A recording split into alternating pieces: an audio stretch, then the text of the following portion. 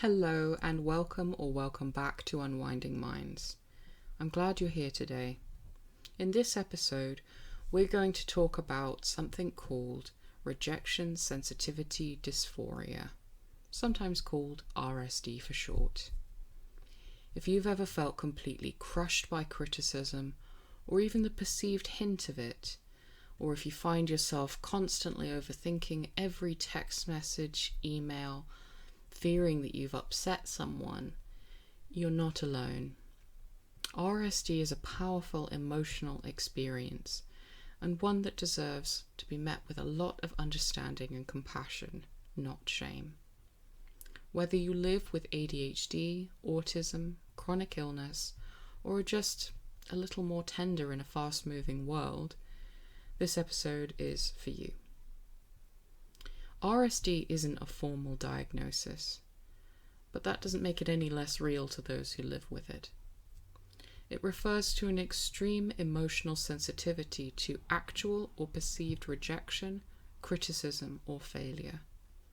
For someone with RSD, a very small miscommunication, like a friend not replying to a text right away, can feel absolutely devastating, triggering, overwhelming, causing feelings of shame, embarrassment, even anger. It's not attention-seeking and it's not immaturity. It's a neurological and emotional reaction, often tied to ADHD, autism, trauma history, or complex chronic illness difficulties. I talk about the autonomic and nervous system a fair amount on this channel. The different responses our brains and bodies can have to psychological hurdles. So if you're interested in that sort of thing, you can surf through some of the videos that are on this channel to learn more. Now imagine having a nervous system that treats not being liked as a threat to your safety. For some people, that's what RSD can feel like.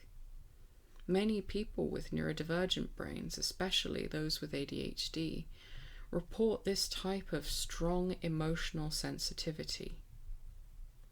People with chronic illnesses, that might include ME, CFS, fibro, they also often experience this, not just because of pain and fatigue, but because of medical gaslighting, social isolation, and having to constantly justify their limitations to others. That struggle to be understood by the people around you, it's often reflected in the neurodivergent experience as well. And for those raised in emotionally unsafe or highly critical environments, well, sensitivity becomes a survival strategy.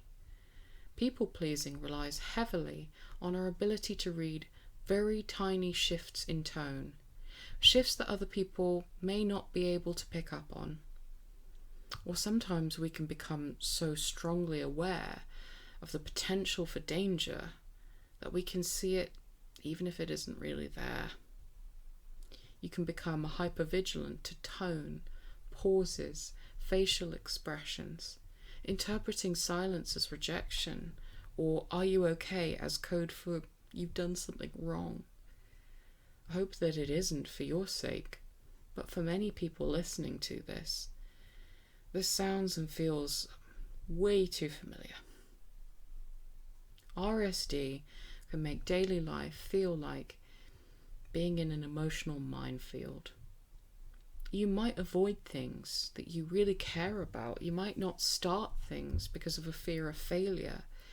You may mask your true self constantly, over-apologize, people please as well, as I said before. It might be that relationships can feel exhausting to you because you're analyzing every little shift in tone. At work, feedback, even if it's constructive, can feel like a personal attack. All of this can lead to burnout, isolation, or even self-sabotage. And that emotional pain, it's very real and it deserves our compassion, not to be dismissed. All too often when I speak to my lovely counselling clients about this, there is a really strong pattern of feeling stupid or silly. Those words come up a lot for having these strong reactions. The truth is that these feelings didn't develop overnight. They're derived from a lack of sense of safety and a lack of sense of self-worth as well, quite commonly. If this is resonating with you so far, please do consider subscribing, not just for more gentle mental health content, but because creating a community where we can openly discuss these things together is welcomed, and your sensitivity is welcomed also as part of the healing. And if this video does help you, please share it with someone else who might need it too. We're not meant to navigate these kinds of problems alone. We're social animals. Let's be honest, the modern world isn't really built for people with a more sensitive nervous system. It's highly stimulating, the pace is fast, the social rules are confusing and unwritten.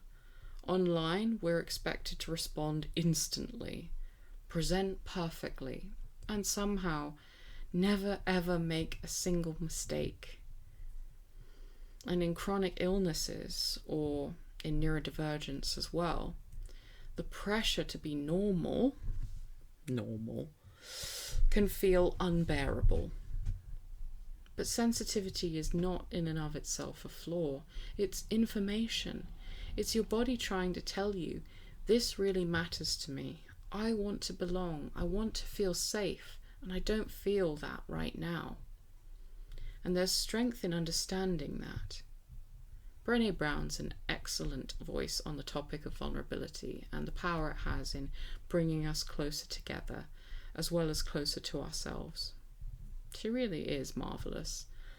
I fell a little bit in love with her after reading her book on vulnerability, and I'd recommend you read it as well.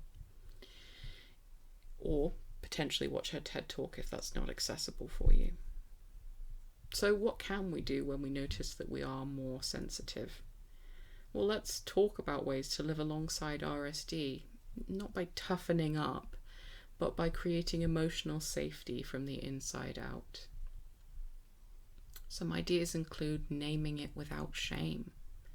When that wave hits, you can pause, label it gently. This is RSD showing up. That act alone creates a small gap between the emotion and your identity. It gives you the space to process that it's happening and to take a moment before responding. Check the story. This is important. Ask yourself, what am I assuming? For example, if a friend cancels a plan last minute, is it really rejection, or is it possible they're just tired too? Socratic questioning can be helpful here. If you've never tried checking the story before, I'd highly recommend you look into Socratic questioning. Write a compassionate reframe. Try journaling, or even texting yourself if that's easier. I'm feeling hurt, but it doesn't mean I'm unlovable. I can hold space for this feeling and still be okay. Words to that effect. Or if that feels too woolly for you, you could write somewhere that it hurt your feelings, that you're trying your best to work through those feelings while you honour the fact that something has hurt you. You can also try preparing safe scripts for social moments. Here's an example of that because it sounds a bit vague. If you're worried about seeming annoying when following up with someone, you might write beforehand, "Hey, just checking in. I totally get it if you're busy. I just wanted to make sure I didn't upset you or that we're all good." Having this ready beforehand can just lower your anxiety a bit, and it models kindness towards yourself and others when you give yourself the space to breathe. When your brain is on fire with self-doubt, start with your body. Deep breaths, a warm drink, a walk. Dunk your hands into a bowl of icy water to shock your body. There are a lot of ways to make contact with your body again. And the nervous system might need regulating before the mind can make sense of the things that you are feeling right now. I talk about this all the time, folks. The blood flow in your brain changes when you're feeling something strongly and intensely, particularly when you're under threat, and it becomes physically harder to think through things rationally or objectively. You don't need to respond straight away when something has caused you to have that strong emotional reaction. It's rarely a good idea, actually, when you could work on regulating your feelings first to make sure you're okay before you respond. Even if it feels like you need to, you can slow down.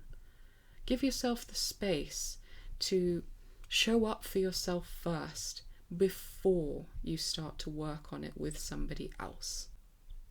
Let's consider some applications of this in daily life, some practical ideas about how this might show up. Let's say you're at work and you get an email that simply says, "Can we talk later?" Your stomach might drop. You might assume that you're in trouble. Try pausing. Breathe. Use a grounding phrase like curiosity over catastrophizing. Then check the facts. Let yourself have a moment to regulate your feelings first, and when you're ready, you can ask for clarification. Most of the time, it's not what you feared. With friends, well, it might be quite different. Let's say a friend doesn't respond to a message for 2 or 3 days. Instead of spiraling, you could text them a gentle message like, "Just following up, no pressure. I know life can get really busy sometimes. Just wanted to see how you are." That message honors your need for clarity without assuming blame. I know that this affects us quite commonly in romantic relationships as well, so let's talk about that. You might have misread a facial expression and assume that your partner is upset, for example. Rather than withdrawing or accusing, try curiosity. Something like, "Hey, you seemed a bit distant earlier. I'm just checking, are we okay?" Phrases like this can make it a little bit easier to figure out things together.